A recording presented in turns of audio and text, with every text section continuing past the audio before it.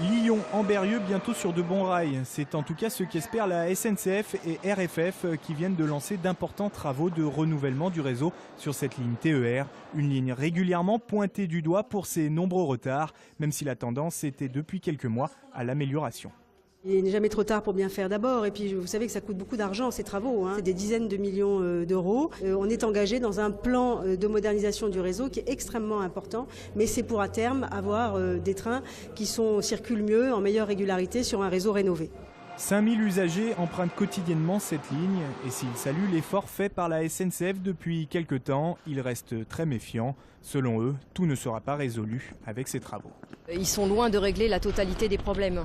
La Pardieu est encore une gare saturée où nous n'avons pas assez de quais pour franchir le nœud de Saint-Clair.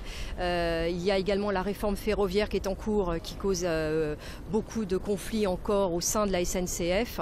Et nous attendons malheureusement des grèves, des perturbations.